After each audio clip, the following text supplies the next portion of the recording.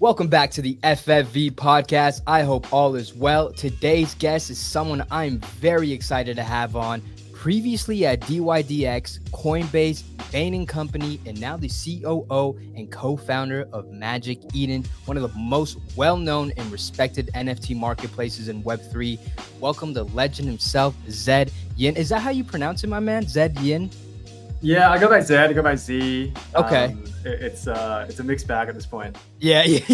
No, I could tell, man. There's a lot of people just, always hitting you up, and but yeah, dude. But hey, dude, thanks for hopping on the show, man. How you doing today? No, good, man. Thanks so much for having me, dude. Been excited for this one. Oh, dude, it's so stoked, man. When I got the opportunity to have you on, man, I was just like, no fucking way, man. This is gonna be sick, man. I get the COO, the co. Oh man, dude, I was fucking. I had to show my girlfriend too. I was like, dude, look at this, man. Look who I'm about to get on, you know.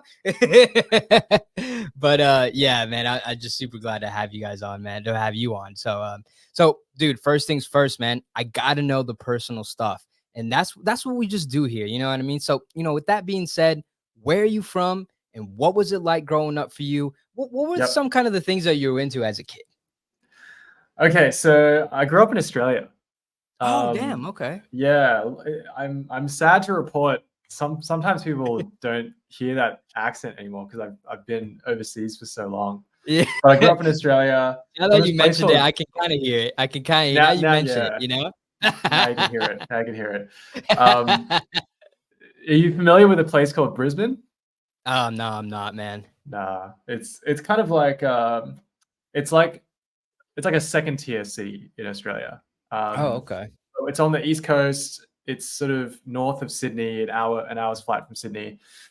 But Brisbane, yeah, it's a chill place, man. Like pretty average sort of growing up, like went to the beach a lot, Nice. kind of did all the things Australian kids do, played cricket, played rugby. Nice, man. Loved getting outside. Yeah. That's crazy, man. It's cool because as of recent, dude, I've never really traveled abroad except for me myself. I'm Latino. I go to Mexico, and that's pretty much it. You know what I mean? So like hearing other childhoods how they grew up, the things that they were into culturally is just very different. You know what I mean? Here in America, we played fucking football, baseball, track, all that kind of shit. And over there, you guys are playing cricket, dude. I'm not gonna lie, I didn't even hear about cricket until like 5 years ago. Actually, you know what? Like when I got to the US, this is I moved to the US in 2015. Yeah. But I like had an appreciation for baseball like pretty quickly because oh really? It has some similarities to cricket in the sense of there's like a lot of nuance between there's always like there's a pitcher in cricket, it's a bowler, but it's like a contest between bat and ball. And there's so much, like the more you get into it, the more data, analytics, stats, like nuance. From an outside looking in, man, it reminds me of like baseball, the way players are played somewhat, and then like the statistics wise, like golf. You know what I mean? How they do, they just track everything down. You know what I mean? And that's what kind of reminded me of kind of those two plays of two areas of sports kind of mixing together. I don't know if you'd see that, dude. Yeah, I do. I don't fucking play sports, man. I never. I mean, I played soccer for a little bit, but dude, I was I was not the best kid in the world, man. But yeah, dude. Where'd you go? Oh, shit. Oh, he signed off. Don't know what happened. We're just gonna keep going here. This is just free base recording. My man Z having some technical difficulties. Not sure what's going on. But we're going to figure this shit out. We're going to figure it out together. You and I, the person listening on the other end. And yeah, I mean, fuck. I mean, what can we really talk about right now? I mean, NFTs, the market, What's up, my man? Hey, what happened? I don't know. I have no idea, dude. It's all good, brother. But I kind of forgot where we left off, man. I was kind of running in a tangent while you were gone. Yeah, we were talking about something about baseball. Oh yeah. That's right. But yeah, dude. So you had like a pretty like solid normal childhood. Is that what I'm hearing? Is that what you kind of pretty chill? Yeah, honestly, nothing like that stands out really. I'm the youngest of 3 kids. Pretty get along. Were your well parents with my like super like I don't know how it was in Australia, like academic Yeah. wise, sports wise. How was the culture like over there for Um, that? I'd say, I mean, it's pretty similar to the US, I think. Yeah. Okay. I would say from within my family at least, because I was the youngest, my parents were kind of more chill Yeah. with Do me. you motherfucking dude? I'm the oldest. I'm the oldest, bro. So they were kind of just like, like Yeah. this guy will turn out like he whatever, like Yeah. you already have two, like this guy's the spare, so Yeah. whatever happens happens. Um, I feel that, man. Shit, I see so that with my little brother, man.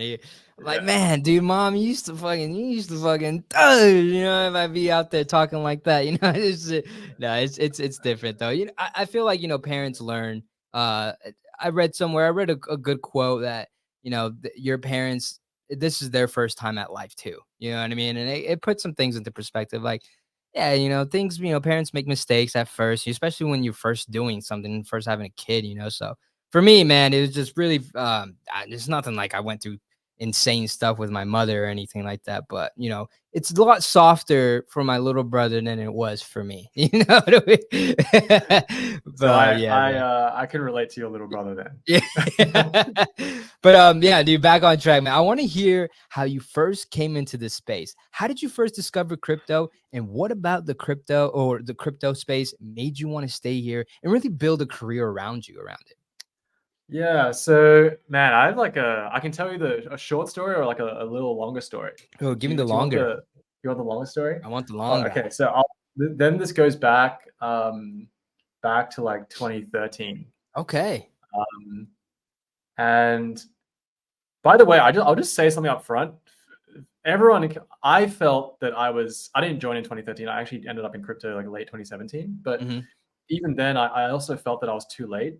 So anyone who's Wow. like getting into crypto now, they should, and you feel that way, do not feel that way because there's so much shit that still is happening that's Yeah. still new that it's and in many ways it's even more new stuff now. So anyway, I just want to say that to anyone who's getting in the space or has recently gotten into the space, it's not too late.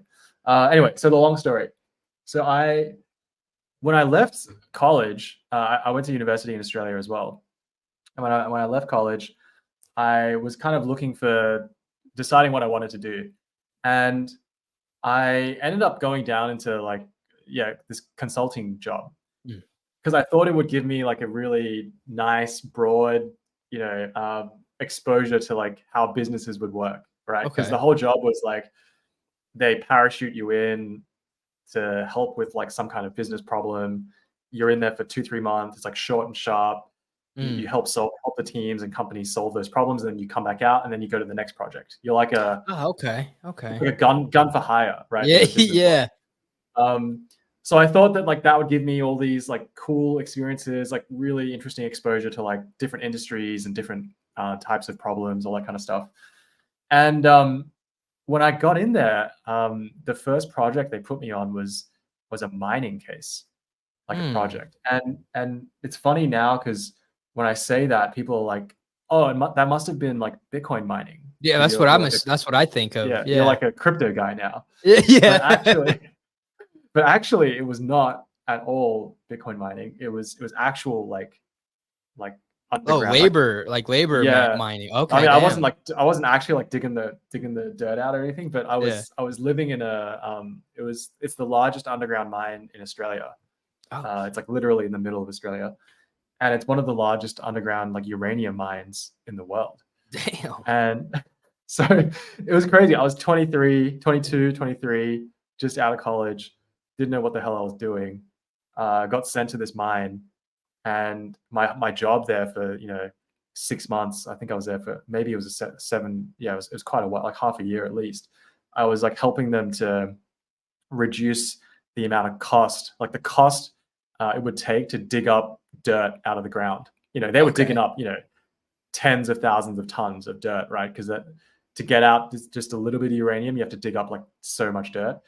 So I Damn. was helping Okay. them Okay. do that. Anyway, so it was kind of a cool experience, like I for anyone who hasn't seen sort of some of these, you get to like look at all the massive machinery, like, and it's like on a different scale. Like that shit is like it's crazy. Oh, I bet, man. I mean, the how wheels are like bigger than you. Like you're right. That kind of, Jesus, yeah, dude. it's That's wild. insane. That's massive, dude. And were Yeah. there like just a shit ton of fucking people working there with you?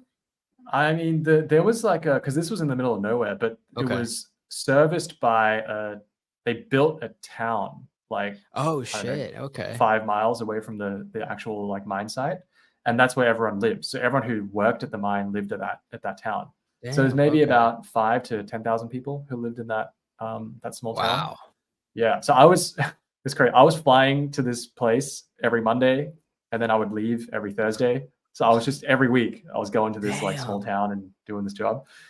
Anyway, so I did this, and then after 6 months, it went. The project went well, whatever. Like it was good, and then I was like, oh, I'm ready to just not do mining anymore because it's such a Yeah, grind. yeah, yeah. Like, I wanted to do something more sexy, like I don't know, Yeah. like finance or like like consumer products or like Yeah. tech or something, anything. And they were like, no, no, you have this mining experience now. Like you're going to be the mining guy. Like you should just go to the Damn. next mine. So I went out. They shipped me out to the next mine. Ended up doing mining for like a year and a half.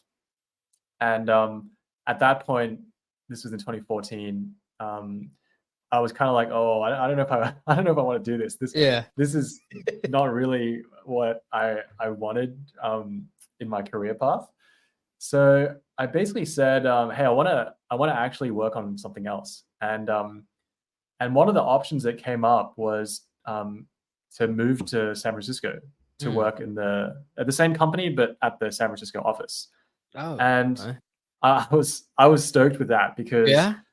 funnily enough, yeah, I was always interested in tech, always wanted to get exposed to it. In Australia, there's not that much of a technology scene for a number of reasons, right? One, it's not as entrepreneurial culture is not as ingrained, I think, than as it is in the US, especially like California, Yeah. New York, and stuff. And then secondly, there's just not as much capital that flows around. The US is just a bigger market, so funding like really weird, esoteric startups, Yeah. that you're more likely to make that happen in the US than you are in Yeah. Australia, right? Yeah. So anyway, they moved me to SF, which was amazing, and I started working for like the same job, kind of like going from company to company, but for tech companies, Okay. which was way better. What were you doing within all these tech companies? Similar kind of stuff. So I did one project that was it's kind of funny thinking back now, but I don't know if you remember back in, this is like 2015-ish. The whole thing back then was like, oh, everything's going to the cloud. Because Oh yeah. I remember Internet that. of Things, like every device is going to be connected, like all that kind of stuff. Yeah. And we were helping. There was basically a company that we were working with that was building a lot of the infrastructure to enable the I guess the mass usage of that. So we helped them with a lot of the like strategy, some of their sales implementation. Gotcha. Yeah, just like really general business problems. But did that for, it was like 6 months, 9 months, I think. And at that point, being in San Francisco, you kind of catch the startup bug, right? Yeah. It's just everywhere. It's all around you. You have recruiters who are telling you about all these different startups. All your friends are working at startups. You read the news, and every day there's a new bunch of new startups getting funded. So it's just all consuming. Like mania. And I was like, I gotta do this. I gotta go and like, give it a shot as well. So I left that consulting company, and then I joined a company that was, do you know, like, you remember like back in the very beginning of DoorDash, it was you could only get food delivered, right? Or like Uber Eats and stuff like that. Just food. I remember that. Just food. Yeah. Now they do all kinds of things. Crazy, but back dude. then I joined a company, and this was in 2015, 2016. I joined a company that was trying to do that, but for pharmaceutical, like prescription medication. Shit. Okay. Yeah.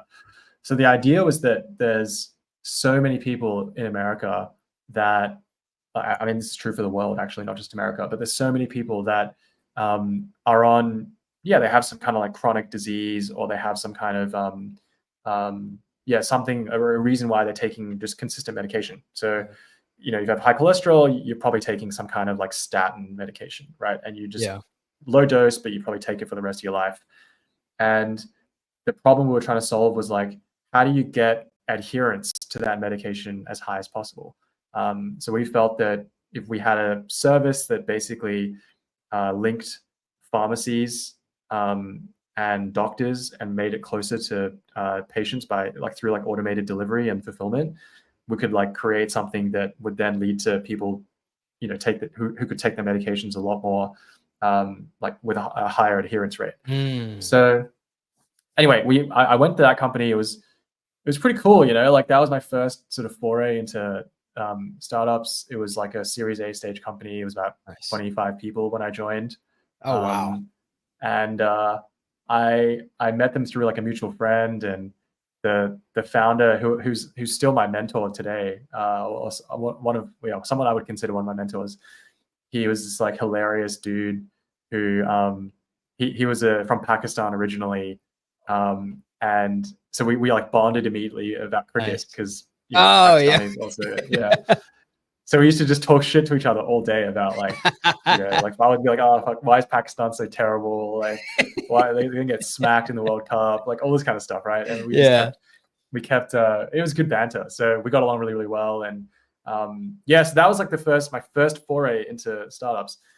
So that was around the time, this was 2015. So I think basically, there'd been a little bit of a pump in Bitcoin, like a little bit. But it had been generally pretty flat for a while. And I had a good friend who I met in San Francisco who was a very early employee at Coinbase. Oh, okay. He was maybe the first 50 employees. Wow. Like maybe even earlier than that, maybe first 30. Jeez. Extremely early. And I remember at the time he was, obviously shilling Coinbase and telling me about it. Yeah. And what was that like for you? Was like, hey, like kind of weird for you? Or I mean, back then I had no idea what the hell he was talking about. I was like, you're building this like, it's like back then it was like a digital Bitcoin. It was like a Bitcoin wallet where you can buy Bitcoin. I was like, what does it even mean? Like, what does a wallet even mean, dude? Like, can you explain to me why I would even want to do this? And this is back in the day. Coinbase only had Bitcoin as well. There was only one asset. I think Ethereum might have just launched, but they didn't support it either. So it was crazy because like I heard about it through him, and then I would like, this was in the era of startups. They always had like free lunches in offices. You know? And I would go to the Coinbase office back when there were like 40 people. And I was like having lunch with him, and he would tell me about Bitcoin. And I'd be like, it's like over my head. I don't know what the hell's going on. So but he was always like, dude, you gotta like get some Bitcoin. Get in here, get in here. Start like doing stuff. Anyway, I didn't really listen to him, and but over the next 2 years, I sort of just cursory followed what was going on. The seed was planted a little bit, eh? It was planted for sure. It was planted to the extent of like I at least knew that Bitcoin was a thing, and that it was interesting. But I almost for me, I like at least from a career or like work perspective, I was like, I don't know how someone with my skill set can contribute to this industry because it seems so technical. That's honestly how I felt. I felt that to work in crypto back then, 2015, you had to be an engineer. Like I'm not an engineer, so I didn't think that I was really. I was like, I don't even know how I could even work in this industry. Shit, look at us now. Look at you now. Crazy, crazy, dude. Crazy. Keep going. A lot can happen in a very short amount of time. So and then most people then, I think most people, you kind of get brought back into it when one of the cycles gets going. Yeah. Right. And this for me was that 2017 cycle. And I remember really distinctly, actually, I was at a dinner with maybe 10 friends it's funny, I still remember, it was at a Japanese restaurant in San Francisco. And one of my friends who is he's just the guy that you would not expect to be talking about Bitcoin. You know, Okay. he's not like, you know, every group has the guy that's like into Bitcoin, but Yeah. but like he was not that guy. But he mentioned Bitcoin, and I was like, holy shit, what? I mean, this is the thing that I've been hearing about 2 for like the years last couple ago. of years. Yeah. And like now it's coming up again, like what's going on? And then he mentioned it, and like I think it hadn't gone to like 19K, but it maybe went to like 11. It was, you know, it Yeah. was basically on that way up in that cycle. And I was like, holy shit, that where did this come from? Like that is insane. I need to look into this like ASAP. So I ended up, I bought some Bitcoin, and then I bought some Ethereum, and then just started reading, getting into, Damn. like, at that point it was, most of it was junk. It was just like ICO projects and Yeah. white papers and things, but it forced, I guess it forced me to actually start just like learning. And there started to be some podcasts about crypto, started listening to them. Anyway, so started getting into it, and I just remember there was a feeling. I was like, man, I don't really quite know how this is going to play out, but it seems pretty damn cool if you Yeah. can do things that don't require like a dependency Yep. on a single entity, right, or corporation or whatever. It's Yeah. just Bitcoin runs itself. It's decentralized, and then if you could build things that can also run by themselves using smart contracts, that is like that's like mind blowing. Oh, I, dude, that's insane, man. yeah, Dude, and and go ahead. no, go for it. Go for it. Dude, I was gonna say too, man. Like, you know, do you see like similarities between like back in 2017 and kind of like when crypto boomed again in 2021 with like NFTs and stuff like that? Like, do you see a little bit of similarities between those two? Because I hear a lot of people that I've interviewed on this podcast before, and you know, they talk about, you know, the boom in 2017 to 16 and stuff like that. And you know, it's the same. I hear the same kind of rhetoric being kind of like said in like when the whole NFT. Cause dude, when I came into crypto, I had no idea what any of this shit was, dude. I first started with NFTs before I even got into crypto. I had to get into crypto before I got into NFTs, obviously, but like I knew more what NFTs were than the whole idea of crypto and Bitcoin and Ethereum, things like that. And to experience the whole bull run in 21, and then now interviewing people that been through the cycles and stuff like that, I'm starting to notice like a lot of patterns within cycles. You know what I mean? Like there's always some kind of slow start boiling pot and just kind of explodes, you know, Yep. at any given moment. Um, do you see any of those kind of similarities? There's definitely similarities. Yeah. Yeah, the biggest similarity I think is that there's definitely always a cycle that basically brings in a whole bunch of interest of capital, like all this stuff, Mhm. and but it's always slightly different. Like what is the catalyst that really Yeah. makes that happen, right? So I think in 16, 17 was basically ICOs. Okay. Yeah, ICOs. That's what I keep hearing was the ICOs. Was that kind of like Yeah.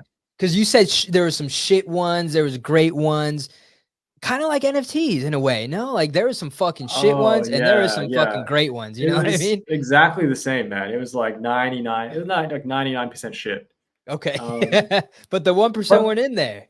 but there were definitely some really good ones as well. Like I'll give you some examples of projects that launched tokens back then. Mhm.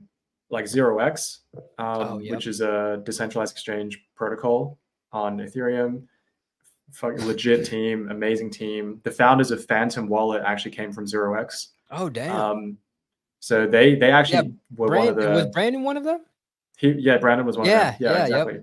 So they launched a token in 2017 during that whole era. Aave, the lending platform, which has like, I don't know, 11 billion dollars of capital Jesus. in its lending pool right now. They are from that era. It was actually called ETHLend back in the day, and Oh, they wow. rebranded to Aave. So there were definitely lots of good projects that came from that era. Most of it was total junk, like it was Yeah. stuff, Dentacoin, the coin for dentists. Dude, I even heard about that one, dude. I was That a was an normie. absolute classic. Dude, Classic. when I first heard about that, I was, dude, I'm not gonna lie, dude. I was a little bit close to buying some. I was like, damn, that sounds. I was at normie at that time, dude. I was like, damn, that actually sounds pretty fucking cool. A network of dentists that can kind of trade off of this currency. I'm like, dude, these fuckers are getting to me. You know what I mean? But yeah, dude, yeah, it's crazy, Yeah, bro. it's crazy. And then so that was ICOs, and then 2020 was basically yield farming and DeFi. And then I would say that kind of then that was 2020, and then 21 became NFTs. When did you what was the first kind of introduction for NFTs for you? I think it was in 2018 ish. Oh, wow. Around that time. Okay, back then. Okay. Yeah, we were. Oh, this is going back. I'm trying to remember. So there was CryptoKitties in 2017, and I wasn't participating in anything around that, but there was like a crazy hype cycle for CryptoKitties. And then the same company that built CryptoKitties, they launched this other thing called Cheese Wizards. So fuck. This is like fucking. I'm really like reaching to the depths of my memory. Yeah, the core. Yeah, but it was a game. It was like a. I think it was like a PvP kind of game. But anyway, you like have these Cheese Wizard characters and you battle each other. But I had some Cheese Wizards. They were NFTs. I didn't at the time. I was like, I wanted to kind of battle and play this game. But I remember thinking like I had these NFTs, I was battling, but the battles were all on chain. So I was paying like, I don't know, $40 every time. Jesus. So I very quickly I stopped doing it. Yeah. But that was actually the first, technically like my first NFTs. Damn. And yeah, so that was pretty crazy. That's crazy, man. That's crazy.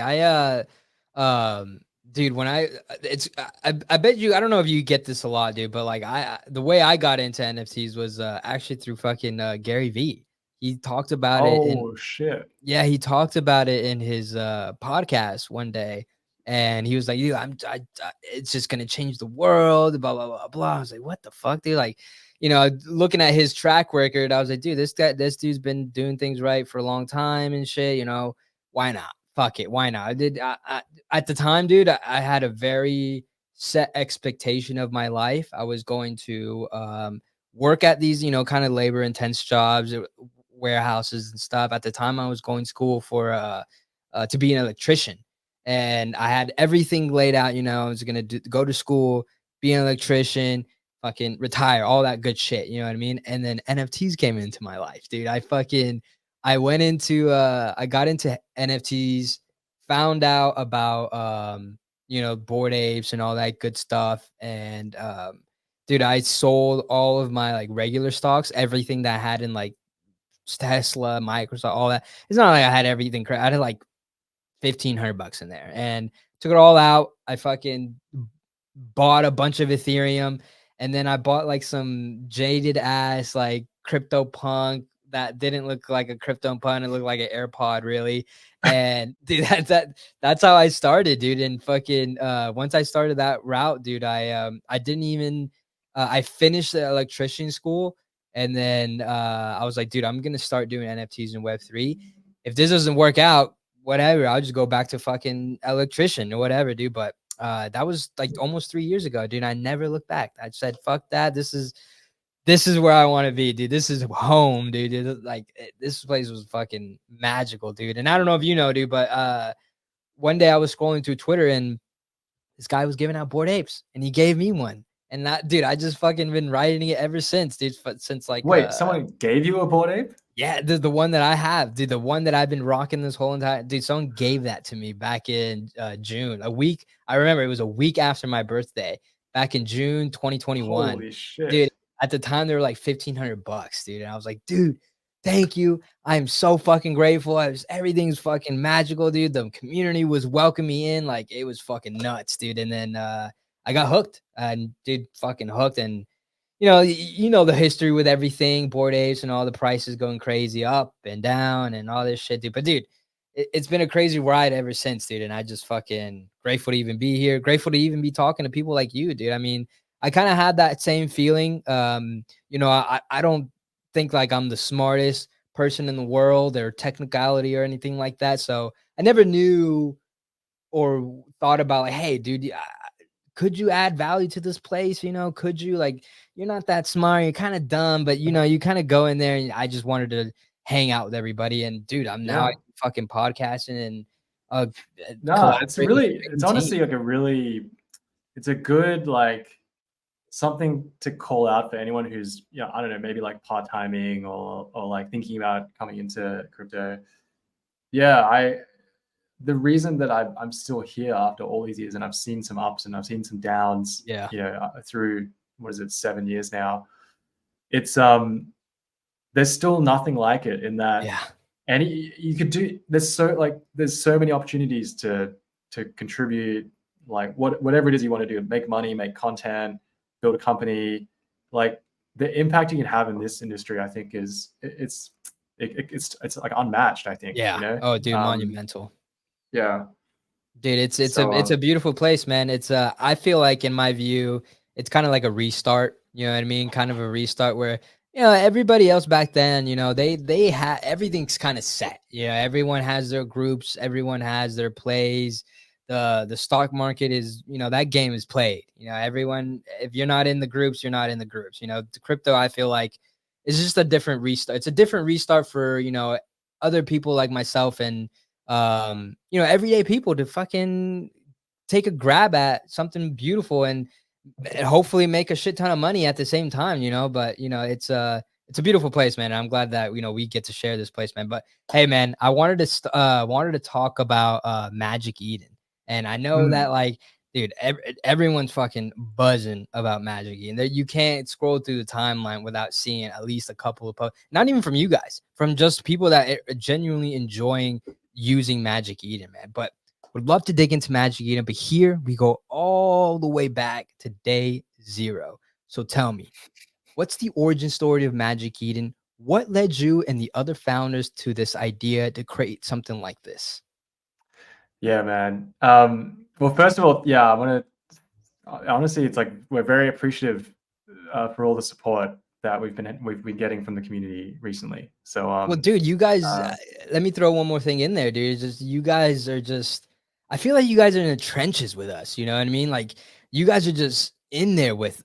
I don't know how to explain it. I don't know if it makes sense to you right now, but like I don't see you guys as like a entity, something like that. I see you guys as one of us. You know what I mean? Someone that's in the trenches with us, communicates with us, talks with us, even fucking banters with us. You know what I mean? It's just like no other marketplace or even entity out there within the crypto space does that. You know what I mean? So it's more of like you guys are more a part of us than anything. You know what I mean? But yeah, go ahead, no, continue. that's great to hear. That's great to hear. That is actually something we think about, spend a lot of time making sure that is true. So yeah, hopefully we can stay true to ourselves and keep doing that. Yeah. But the origin story. So this was maybe summer of I don't know, maybe even earlier, like spring of 2021. Mm-hmm. Like everyone else, I was trading random shit coins, Yeah. flipping NFTs, Trying to doing get all that kinds of, guap, you know what I mean? Trying to make some dude, guap. absolutely, absolutely. Okay, so it's pretty funny. I was so Jack, who's CEO, one of the co-founders, um, he and I we became friends in SF like many years ago, but Okay. and he's been like one of my friends who at the time was not working in crypto, but was always really into crypto. So he and I would always talk about like, oh, like what's going on, and he would always ask me like, is it a good time to join? Should I go join this company, that company? Ah, nice, So nice. we were always talking about crypto, even though he wasn't working in it. And then this was like early 21, I want to say like March or April, something like that. Okay. We started like, we were both just, I don't know, yield farming and doing all stupid things, and we started just doing it together. Yeah. So we Oh, it's the best when you have somebody, dude. It's the best when you have yeah, like a yeah, homie right there, just grinding with you. exactly. Yeah. Keep So we were going. just Yeah. Keep going. grinding, doing Oh doing yeah. some crazy stuff. I still have the spreadsheets where we were like tracking everything. Dude, that's gonna be a historical NFT one day. I'm calling it now. One day I'll pull it out. Yeah, one day Yeah. I'll pull it out. But we were doing stuff like, it was like Avalanche was like popping off for a while. We were like trading on like Pangolin Exchange. I don't even Hmm. remember. Yeah, these are like Yeah. just it was crazy. And so we started doing that, and then um, we did that on like I think Avalanche. We were doing it on Solana, and around that time as well, I remember the Phantom guys got started. Mm, They had like okay. left 0x and they started Phantom on Solana, and I remember asking them like, "Oh shit, why did you guys, start like something on Solana?" And they told me, all the reasoning, like fast, cheap, all the normal stuff. Yeah.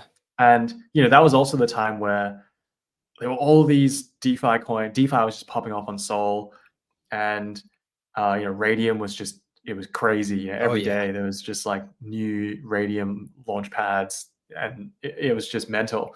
So we were obviously trading all that, but them moving to start this company on Solana really kind of it sort of put some seeds in our heads that this is we should take this ecosystem seriously, because there's good developers are coming over. There's clearly a lot of capital coming into Sol. The user experience is actually really good, Yeah. because we were Nice. also trading ourselves.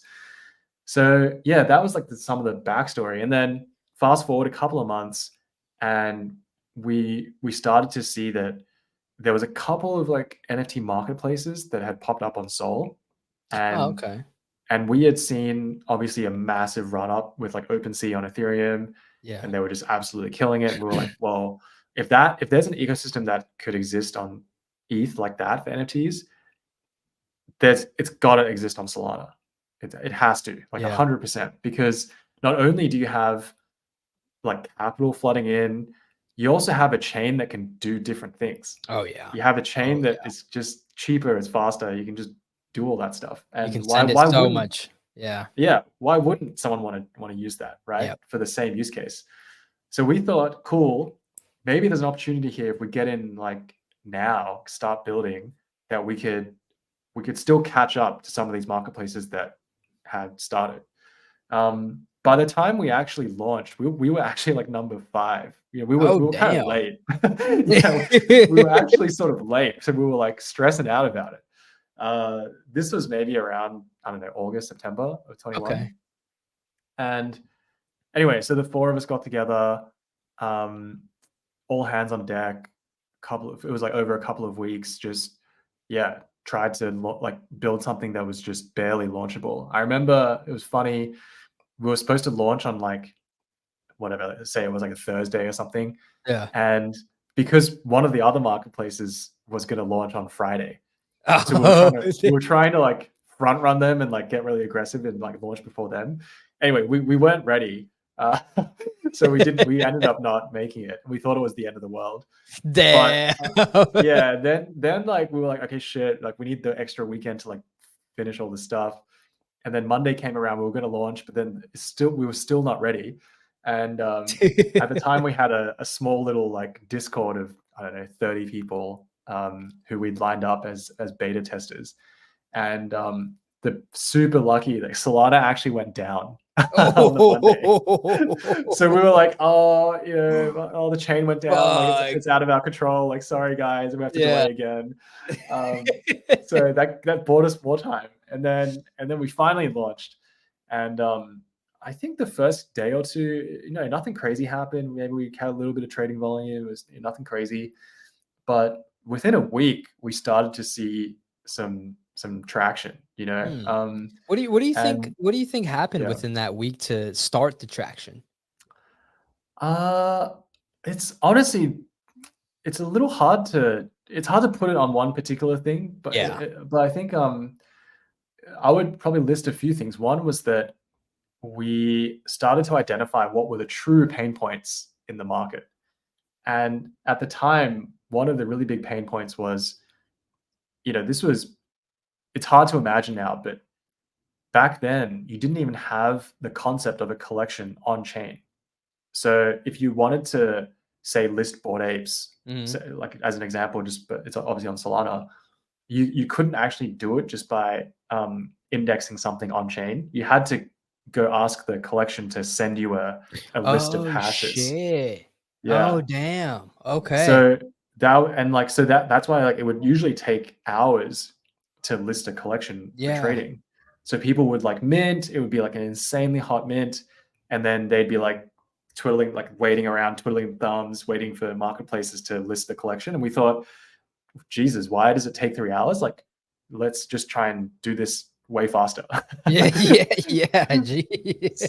So we created this crazy operation to be in touch with every single creator on Discord before their mints, get the hash lists. Like, it was crazy, man. We were running it was like a 24-hour sweatshop. We had like someone in the US doing the US hours, and we had someone in Hong Kong doing the Asia hours. It was like non-stop. The wheels were going. Yeah. Yeah. That's what it takes, though, man. Like, to get something off the ground. So that was fun. Yeah. I think the second thing was we built like a pretty simple experience. Nothing like fancy, but it just worked. It did what it was supposed to do. Yeah. No, that's what I loved at first about Magic Eden. I wasn't first there at like, I probably used it, I think 4 months later after that. But dude, the thing was with me, dude, I'm not like some crazy trader. I don't look at like analytics and stuff. I'm not gonna lie, dude, I use, the only thing I use to really trade is just sentiment. And dude, when I went onto a marketplace like Blur, dude, it's great. It's cool. It's cool looking. I like it, but like, it's not a custom for people like me. You know what I mean? Like, I'm not a crazy trader. I don't need all the crazy graphs and stuff like that. Dude, I just want to see my fucking NFTs, dude. I want to look at the floor price, and that's pretty much about it. And then buy them if I want it, and that's what I loved about Magic Eden, man. I went, you can go on there and you can obviously know what the fuck to do. It took me like, I'm not gonna lie, dude, it's a little embarrassing, but it took me like a solid 10-15 minutes to see my profile on Blur. I was like, what the fuck is this shit, dude? But it's still a good trading platform to like, do other things. But for someone that's just like me and that wants to have like a great experience and not really have to worry about all these other technicalities and just want to buy an NFT and join the communities, look at other things like that. Dude, I'm a hardcore Magic Eden motherfucker, dude. You know Thanks, what I mean, dude? Let's go. Oh, dude, I love it, man. But sorry about that, man. So Magic Eden started off, and we talked about it mainly being on like a Solana marketplace. But today, ME supports Solana, Polygon, Bitcoin, and then some recent Ethereum NFTs. So I got to ask, man, why go the multi-chain route? Why not just stick with one, just kind of like OpenSea or not even like Blur or anything like that? Why go the multi-chain route? Couple of reasons. We had this conviction from very early. I mean, that's even why we started on Solana in the first place, right? Like, because back then it wasn't really clear that NFT markets would form on every single chain.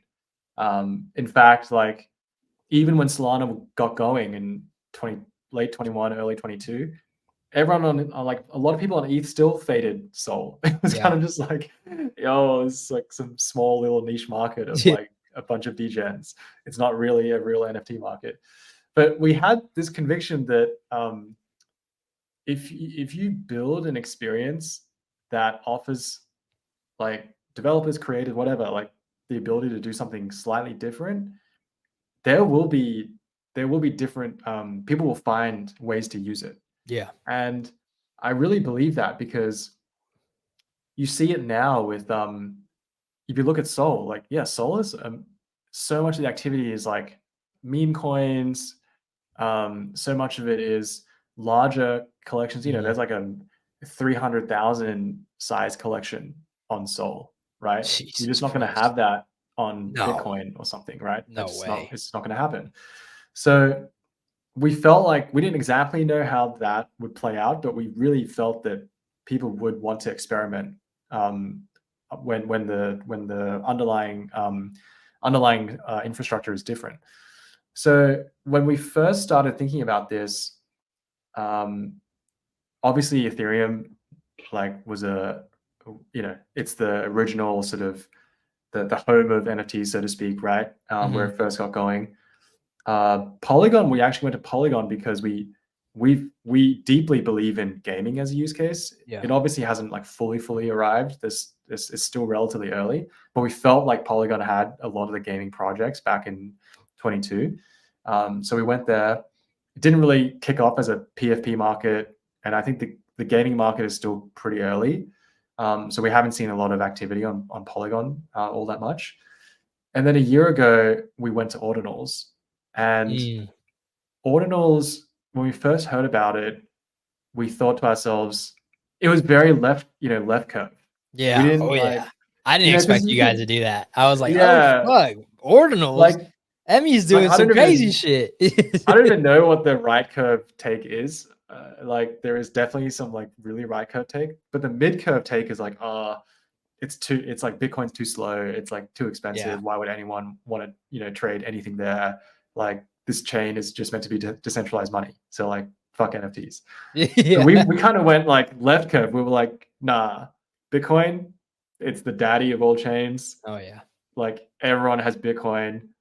If you can trade on there, why wouldn't anyone want to trade on there? Yeah, 1,000%, man. So we literally kind of just aped it. We were like, yeah, let's do this because nice. Hey, good decision, am I right, dude? Jesus Christ, man. But it was a hard decision at the time because we had to give up some other stuff, right, to make sure we could build it properly. So we had to make some trade-offs there. Turned out to be a good call, but at the time it was a very hard decision. So we did that. Maybe it was, I don't know, a month after or 2 months after Ordinals first came out, and people were trading on spreadsheets. Yeah, we were talking to people on Discord about it, just trying to understand why they wanted to do this, and it became clear pretty quickly that there was an appetite for people to own inscriptions that were early. Yeah, and that was so clear. We're like, yeah, of course, people are going to want that. Now it's turned into many other things rare sats. It's turned into pizza. All this kind of stuff, right? There's many layers of collecting now. It's crazy how much that's unlocked. Yeah, you know what I mean. It's crazy, dude.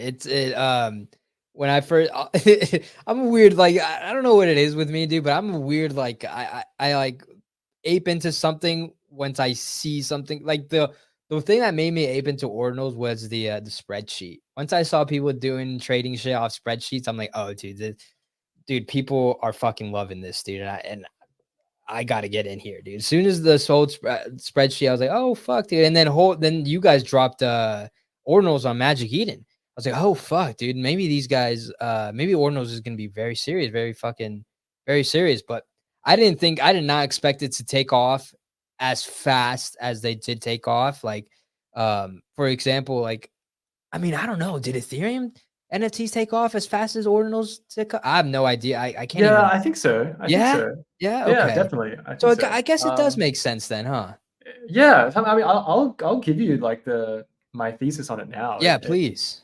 Because there's probably still people who haven't really checked out Ordinals yet. But my take is that it's similar to what we were talking about before about every cycle. Mm-hmm.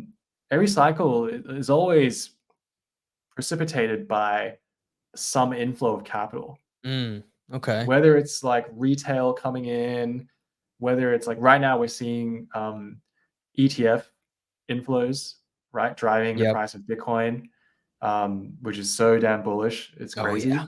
Dude, Jesus. And then, but the way I think about it for Ordinals is that think about what led to NFT trading on ETH and Sol.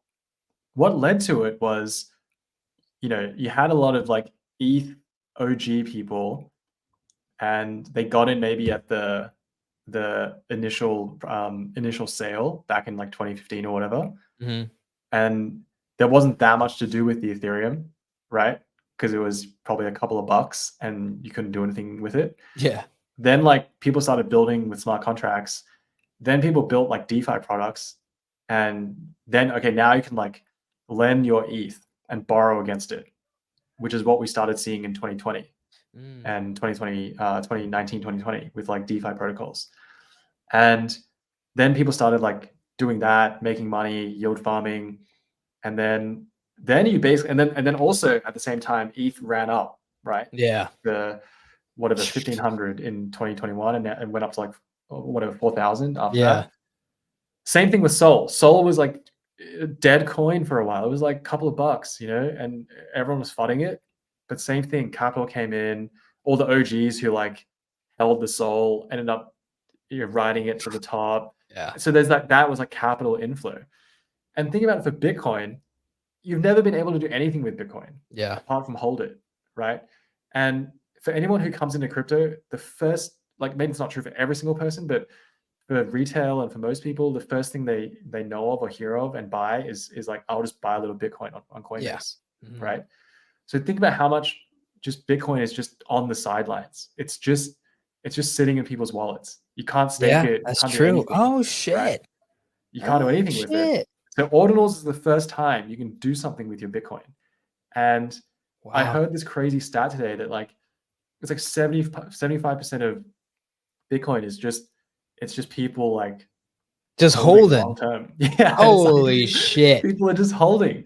This thesis is coming together, dude. Holy fuck. So that's why we definitely aped into it at the beginning, left curved it, because we felt like, Bitcoin, of course there will be some market here. But over time, that now we've been building in it very deeply for a year, it's becoming more and more clear. And it's the first time that people can really do something with their Bitcoin.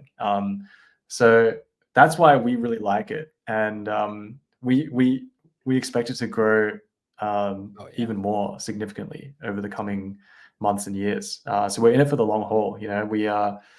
We now have like kind of an ecosystem of things around it. Like we built a wallet that allows native swaps. So if you have like ETH or Sol, you can just like load that up in your Magic Eden wallet and then immediately convert it to Bitcoin, or vice versa, like back and forth. So you can then get going on whichever chain, whichever marketplace, whichever kind of NFT that you want on Magic Eden. So we built that, right, to enable better onboarding to and from Bitcoin and ordinals. We're building like runes, which What's is runes? It's like a new standard for fungible tokens on Bitcoin. Huh? I gotta do some research on runes, dude. I've never even fucking heard of that. Yeah, it's not out yet. I mean, it's still like in development, so nothing exists yet. But that's something we are investing in for the coming months. So anyway, all this to say that we are like crazy bullish on Bitcoin and ordinals, and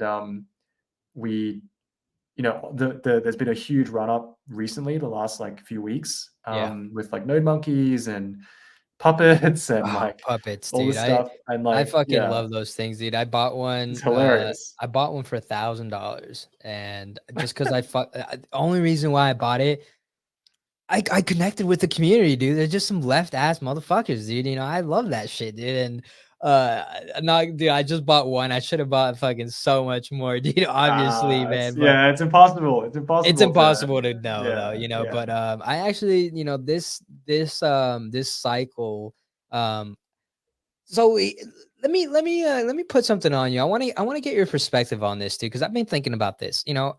So I read the whole Bored Ape thing, all these and other NFTs.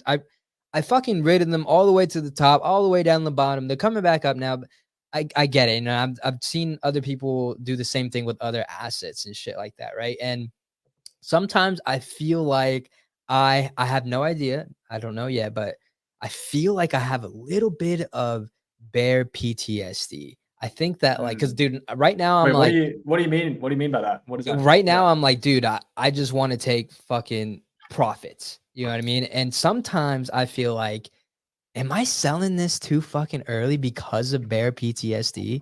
Because dude, the way things are running up again, it's like we talked about earlier, it's a cycle. And if the cycle is starting again, I might be selling too fucking early right now. You know what I mean? Oh, dude. Well, what do you think about that?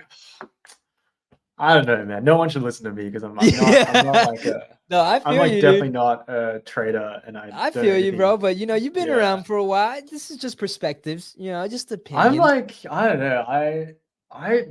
Okay, I'll say this. Most of what I'll say two things. Okay. This is bad. Woo! Most of what goes in to from like fiat, like dollars, Yeah. into crypto, for me, it just never comes back out. It just Oh, never. stays. Yeah. Oh, yeah. Just stays as 1,000%. crypto.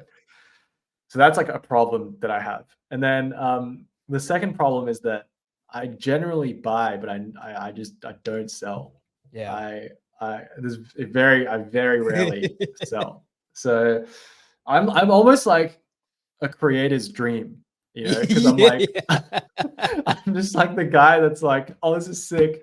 I'll get it, and then I'm like, oh yeah, no, it'll be good, you know, like they're gonna A come back, like, community it's gonna be member. amazing. Yeah, Yeah. I'm like that guy. So you should not take any advice from me. But I will say that nah, like people do what they got to do. Like Yeah. take profits, and it's never a bad thing, you know. Like taking profits is actually you got to do it. Yeah. It's good. It's actually a good thing. I'm training my brain to just take it, move on to the next. You know what I mean? It sucks a little bit because you can't escape it if you're on the timeline. Because motherfuckers, you know how we are. We love the full price, bro. You know we love that shit. Fucking 12K floor price for a damn puppet, dude. We're screaming that shit. You know what I mean, dude? Like it's kind of hard. Crazy though if you think It's about it. insane. It's It's insane, crazy. dude.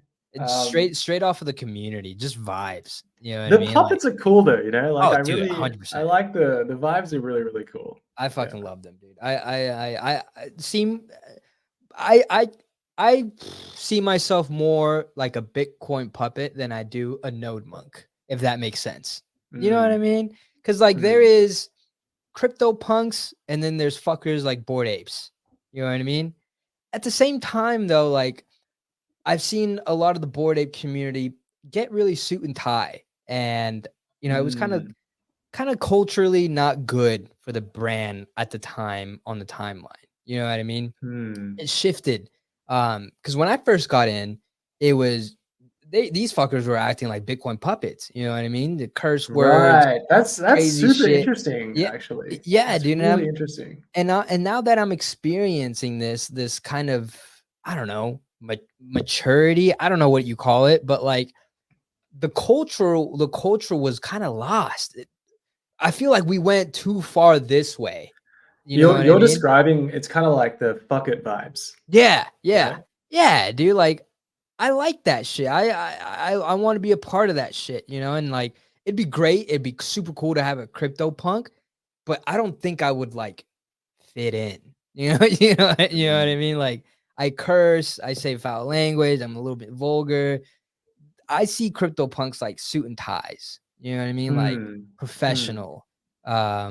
They don't like to joke around, you know, and it's Interesting. you know Wait, what so this is actually could be a fun topic. So yeah. can we actually talk about some of the collections and like Let's do it. What's the vibe of like some of these top collections? I'm actually curious to get your take. I'll So, share mine too. Yeah. For me, dude, here. So like, obviously, you know, I'm basically most ETH NFT motherfuckers. You know what I mean? So like, here's my perspective, my true, honest to God perspective on how I see this shit. Like, when I first came in, like I explained, you know, Bored Apes left redacted motherfuckers, you know, and we got money. We started getting money. We started getting fucking a little bit too cocky. And then I don't know what happened, dude. Like, we just, motherfuckers were just not having fun on the timeline anymore. Like, dude, we would poke fun at each other and, you know, we banter, you know, we fuck around. And now, you know, maybe it's getting better now, but earlier, if you were to make fun of a Bored Ape, they'd fucking like take it as like, so hard to heart, you know what I mean? Like, oh, fuck you, you shouldn't be talking about my Bored Apes like this, yada yada yada. And I'm like, fuck, dude, that's not good, you know. And like, um, the perspectives of how culturally these projects, and dude, this is just coming from some fucking dude that just been here every day. I'm not like some smart analyst or anything like that, dude. But like, when you start getting money into a collection, people start to change within the community, dude. I don't know what it is, but like, for example, dude, I hold a pudgy penguin. I bought Mm, those at like 3-4 ETH. And mm, at the time, penguins were, sweet, cool, and they were they were cool, and I still think they are, and I think they're gonna have a great run still. But I'm seeing the same, and I don't talk about this on the timeline because I don't want to get my fucking head noosed. But but I'm seeing the same traits as Bored Apes holders went through, the same things pudgy penguins are going through right now. huh. Interesting. I'm seeing some holders become toxic. And this is not all of this is probably like a small percentage of them, but as we all know, negativity is so much louder on the timeline. So Mm, I see a bunch of some of these toxic, penguins and Bored Apes and stuff like that. And I see a correlation as soon as the toxicity starts from high prices, the floor price slowly starts to bleed. And you can see that with every single collection, dude. It was Bored Apes, D Gods, Azuki, fucking all of those. All of them were high, top tier, blue chip NFT motherfuckers. And as soon as we all started getting floor prices that were worth more than fucking our cars and our houses put together, we started to formulate this, I don't know, way of thinking of what we should be like now. Like, mm, now that we have money, I shouldn't talk like this, or I can't act like, or I don't know, man. It's just like I feel like the culture is lost as soon as motherfuckers start getting hella money.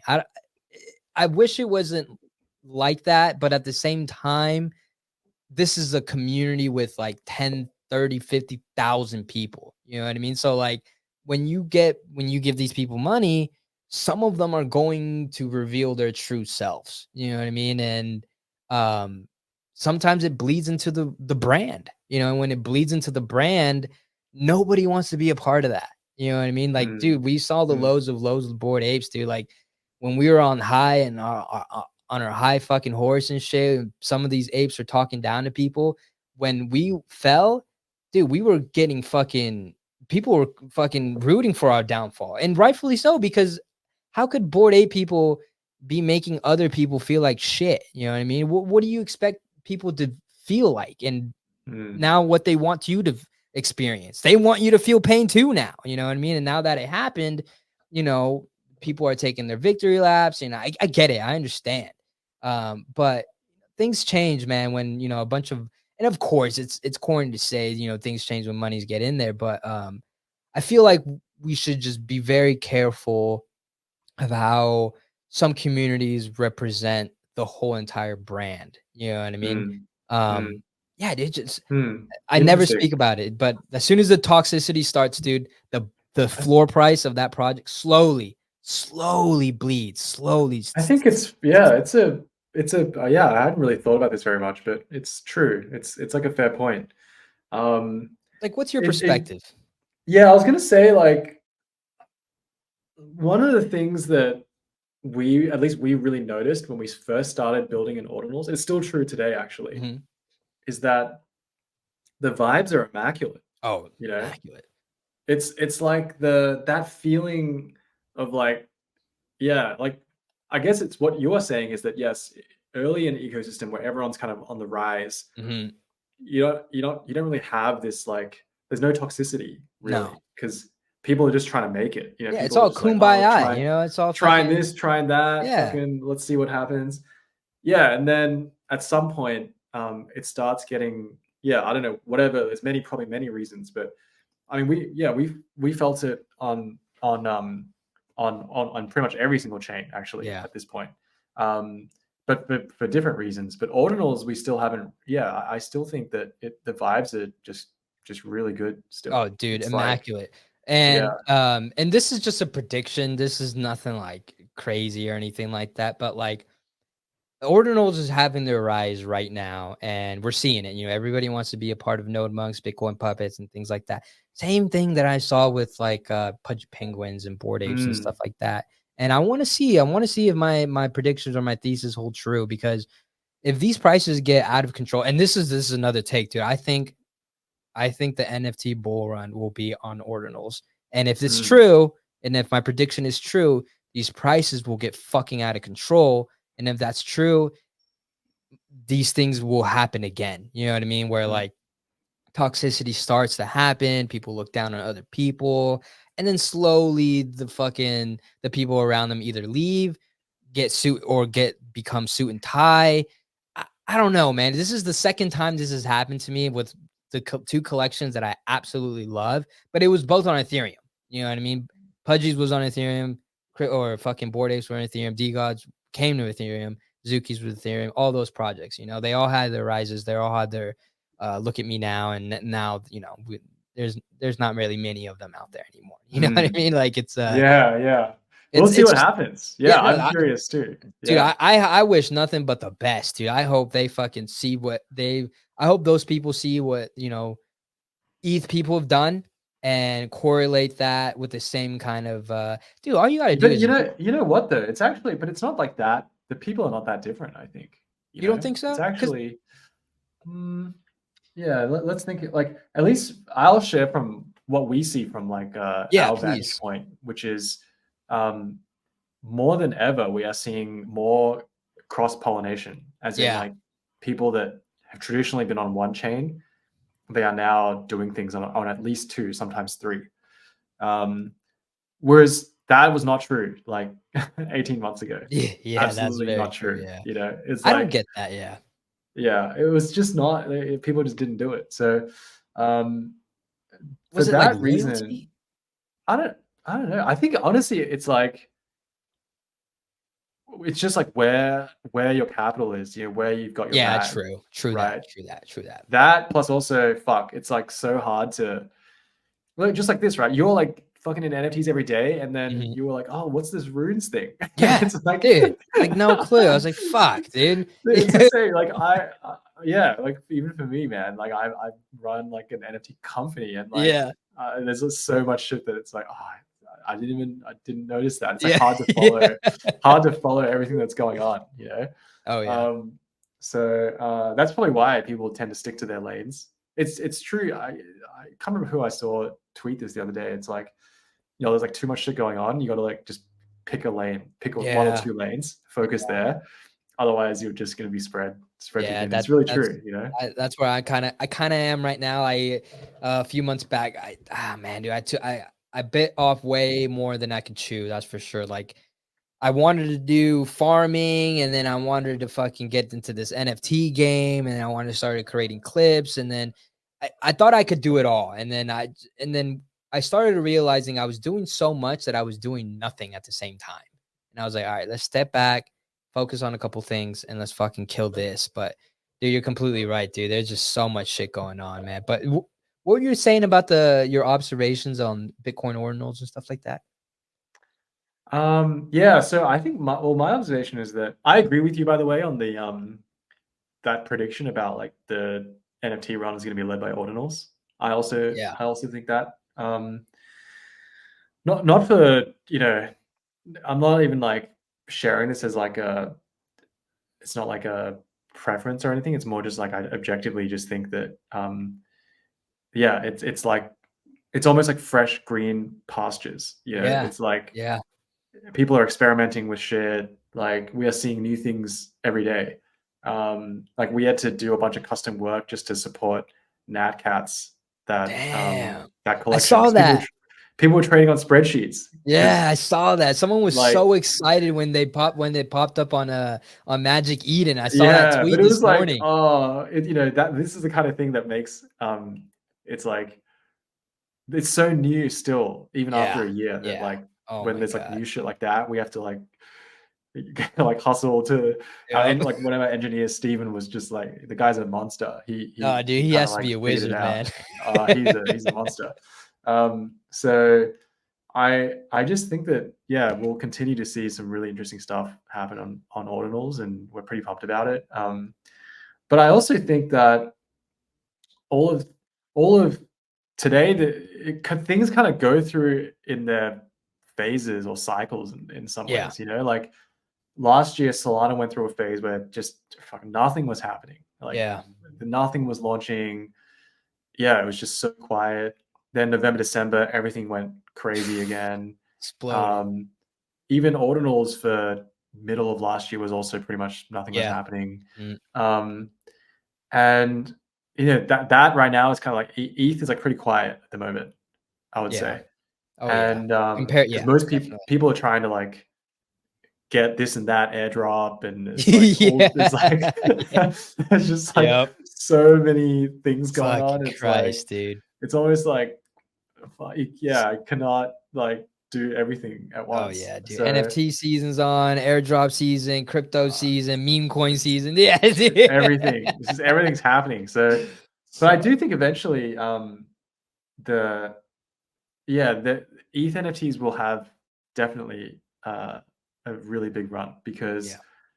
the way that things are set up now is that everyone's going to farm these drops, whatever, like do the meme coin trading, but ultimately people are going to come back. Like, where is that capital going to come back into? Oh It's going to yeah. come back into ETH, Yeah. right? Oh, ETH or yeah, Bitcoin. Ether, Like, Bitcoin, yeah, NFTs. I'd say NFTs too, dude, because like I don't know, man. For me, from like a regular guy like me, dude, if I'm gonna farm that shit and I get money, I'm gonna buy some cool stuff with it. Don't get me wrong, but like I also want to be more a part of more NFT communities. You know what I mean? I'm gonna take some of that cash and be a part of other communities that I've always wanted to be a part of. Like, for example, I always wanted to be a part of Doodles, Azuki. I always wanted to get like and Tensorian. I always wanted to get a saying, dude. I love NFTs, dude. I don't give a fuck what blockchain it is. If it's NFT, I fucking love it. But yeah, man. But yeah, go ahead, man. I'm sorry for interrupting. No. That's it. That was all I was going to say Yeah. about it. Like, Okay. ETH will have its run again Yeah. from an NFT perspective. It's I, just there's too many things going on right now that takes up people's attention and capital. yeah. So, 1,000%.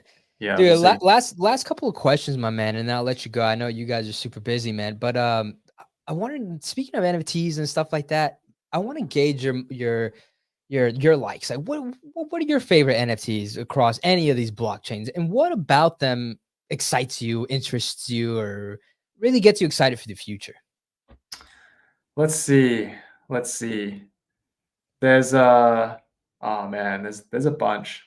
So okay, let me start with Solana, because there's some of the OGs Oh yeah. that um that I've held for a long time. So one of the first, I guess, OG communities that I was in was the Solana monkey business, Oh yep. S&Ps. Mhm. Yeah. Yeah, just a bunch of very dedicated people who've been in the space for a really long time, you know? Yeah. And they were very like S&Bs were, it was pretty much like the, I don't know, like the kind of punk equivalent, but on Sol in the early Yeah. days. It was like it was the blue chip, Yep. right? And they're great. Like a lot of the people that were there and in the absolute peak stayed with that community all through the bottom as well. So that's been an amazing one to see. I think on ordinals, I would say obviously Node Monkeys has been amazing. I think the best people, like funnest people that I've met in a community, nicest people, has been Doge Punks. Just kind of Oh this, shit. they were kind of just like a silly, like they were very early as well. Like Yeah. I think they were in the, I don't know, they might have launched in like May or something last year, so they Oh were very damn. early. But I really have huge respect for those people that that tried to make it work back then, Yeah. right? Yeah. When there wasn't really a market. Technically, it was fucking so hard to Oh launch a yeah. collection, right? It's the Wild Wild West too, dude. Jesus Christ. Yeah, it was Yeah. expensive, and Yeah. they were probably out of pocket launching a 10K or whatever. I don't know how many it Yeah. was, PFP collection. Um, but those guys just, they're just, I've met some of the team that launched it. They're just, they're not like trying to extract money from people. They're just chilling. They're just like happy, great vibes. Yeah. So they're one of my favorites. I think on ETH, I have like a MFA. Oh, nice, dude. The OG collection right there. OG, yeah, MFs. I have an Azuki, obviously. Nice. That's good. I haven't joined the apes yet. What? I've been thinking about it. Yeah, I've been just thinking kidding, about it. bro. So maybe we should talk about like Oh, you shit. should help me go shopping there because I Oh, think that could dude, be I would fucking be honored, my guy. I'd be honored, dude. what Yeah, else? There's I don't know, man. Like I just I think for me it's the teams and the communities that have kind of stuck together over the years, yeah, right? Honestly, even the creators that people might complain a lot about, like some creators who've like gone through a lot of drama or yeah. whatever, like What up do and you down think? What through do the you think years. about that, man? Like, what do you consider like? Because some people just straight up just kind of failed. They didn't rug. You know what I mean? Like, they kind of just Yeah, didn't execute well, and it's not like they intentionally just fucked up. You know what I mean? We have a very unforgiving space with that it's kind of very stuff. unforgiving. It's You very know what I mean? unforgiving. If you Yeah, feel you're considered a scammer, a rug puller, and dude, some of these people genuinely tried their fucking best and it just didn't work out. That's life, and sometimes I feel a little bad because, like, dude, the community's fucking harsh, dude. When you fail, dude, they're fucking harsh, dude. I'm like, fuck, it's dude, that's harsh. Yeah. I mean, bro we feel it tried, too. dude. Yeah, Yeah, we feel it too. But yeah, it's I don't know. My perspective is like creators. There are definitely a lot yeah, that tried really hard and tried to make it work. yeah, And yeah, it's like I don't know. I think we should be a little more, I don't know, human yeah. towards them in some Seriously, ways. seriously, Then there's ones that have had the ups, had the downs, still going. I yeah, also have massive respect for them because to do this for multiple years and have that kind of pressure, yeah. that can't be easy. They could Running just get up and leave, really. yeah, You know? running a collection and a community like that is really hard. So, um, I have huge amount of respect for guys like, like Zagabond, Yeah, Frank, right? Like the guys at Yuga, like Gaga and stuff. Like it huge respect. Like all those guys probably in some way or another could like easily retire, you yeah. know? Mhm. But they're still here and they're still grinding and they're in it every day. They're in the game, And I just think if you're in the game, you cannot fault Yeah, people who are in the game. Um, that's why I think like we try and remind ourselves of that as well. It's like there are good days, there are bad days. You can't let the good days get to your head and feel too good.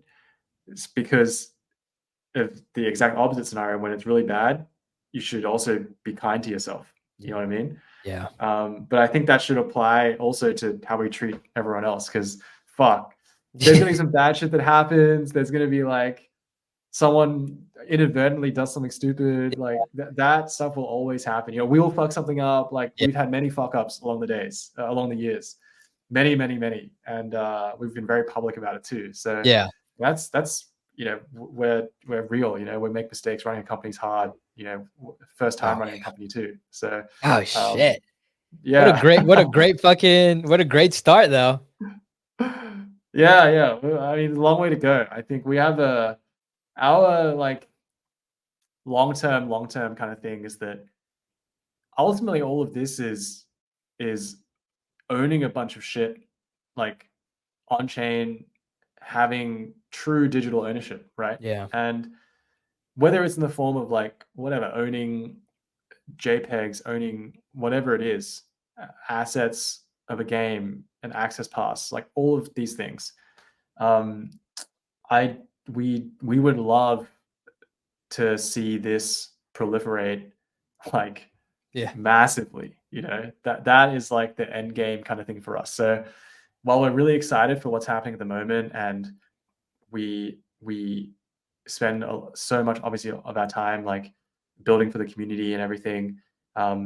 Yeah, like we also recognize this is a really long game. So there will be ups, there will be downs, but we're kind of in this. It's like a decades long kind of Oh thing. yeah. Oh yeah, dude. And man, dude, I'm just excited, man. Just because like we're all here experience it really together. You know what I mean? Like witnessing you guys start and see where you guys are now today. It's night and day. I mean, I don't know if you expected to be where you are today, man.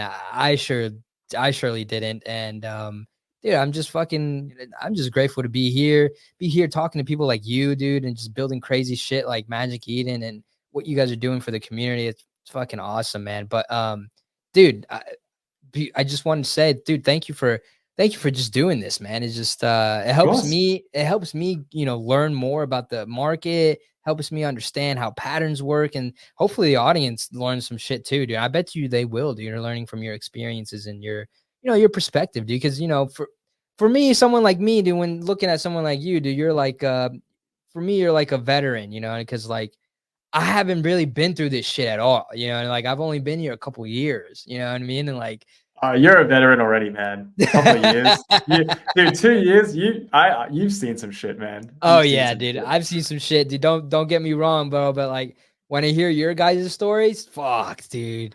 That is some crazy shit, dude. But hey, my guy, last question. I'll let you go, man. But what's the future look like for you and Magic Eden? What can we look forward to in the near future? And where do you want to see yourself and ME in the long term? All right. So what do I look forward to in the future? So man, I just think that so many none of us really know how exactly NFTs are gonna Yeah. evolve. Um and that I don't is think we like can even the fathom it. it's like the scary thing, but also the really exciting thing. And I felt that when we first started the company, I still feel it today. Um but what I'm really excited about is that whatever that is, we are I don't know, it's almost like the the thrill of the chase of finding Yeah. out what that is like what gets me going personally. The So for unknown. us, that's kind of why doing something like ordinals was so exciting, Yeah. right? Because we didn't really know, but we had some instincts and some intuition. And I ultimately think that working and building in crypto, you have to number one have good intuition and instincts, Yeah. and then you also have to trust them because it's not like a business or industry where you can make super data driven, like Yeah. extremely like well mapped out, like 50-page strategy to try and figure out like what to do. It's not like Yeah. that. It's like There's not enough time for that, huh? not enough time. Also, you're just not going to get the data. Like, how Yeah. would you ever, try and do that exercise of like, oh, like, what's should we do order, should we build this thing on ordinals? Like, Yeah. how do I map out this market? It's like, fuck, I don't know. The market doesn't exist. Like, Yeah. I don't know. Uh, but you have to. Yeah, that's what I'm excited about. There will be many things like that. I don't know what they are yet, but there will be Yeah. many things like that, and Oh, that's dude, the I'm unknown is it's gonna be crazy, dude. But yeah, go yeah, ahead, keep going.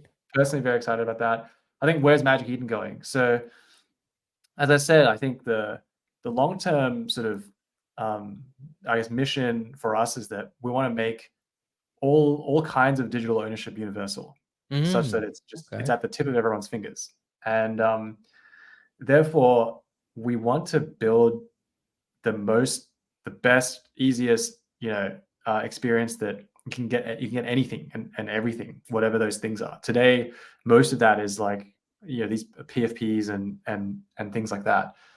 Um, but a lot of it exists on all the clearly now, like it exists on all these different markets. Yeah. So um, building towards and continuing to support this multi-chain future, I think is going to be a huge part of where our focus will be. That's the first thing, and we're already seeing it with now. There's going to be other L1s, right? Like Say is going to launch, Monad's going to launch, a bunch of L2s like getting out there.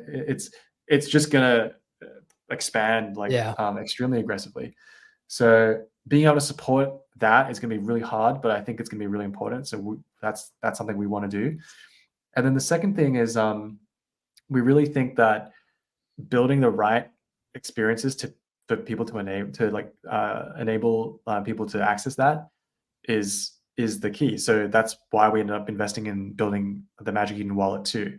Yeah. Because once you get to all these different chains, like different types of content, like how do people interact with that end-to-end experience is both at the application layer, like Magic Eden as the marketplace, but also like how do people get into it? How do people manage, these items? It's all everything to do with the wallet too. How do they transition between chains? So we want to build that whole end-to-end thing. So a one-stop shop, eh, dude? Like one-stop shop, man. You don't have to go anywhere, man. That's it, man. Everything, So Damn. We're pumped. We're gonna this is not. Don't take it lightly. It's not like we'll just do that this year and then we'll be done. This is very long bet. It took us 2.5 years to get to 4 chains. Yeah. So, it's definitely going to be hard work, but we're pumped. We're really excited. Hopefully, people who are in NFTs, they also feel it. I feel the energy every day, so we're just pumped. I just feel like and I'm gonna say it from my perspective. I don't know how I feel like other people will feel the same way. I feel like, dude, you guys have earned the time that you guys need to build from like a community perspective. You know what I mean? Like there's other places, like for example, like I won't name things, but other marketplaces that I feel like we as a community have given them enough time to do something, anything at all to really grow with us, as times go. And I feel like Magic Eden has the perspective to where, from the community side, to where like, dude, like I don't think anybody's going to be impatient with you guys because of what you guys have already been doing and have done, and the things that you guys are already doing for creator royalties and for the consumer at hand, and I think that you guys have earned that time to just really build. And it's so cool that you guys are also just building alongside with us. I think that's just like the cherry on top. And I'm excited for you guys. I'm excited for the team, man. And I think, you know what? I know that you guys are just going to make it so fucking far with this company and Magic Eden, man. And I just want to say thank you, man.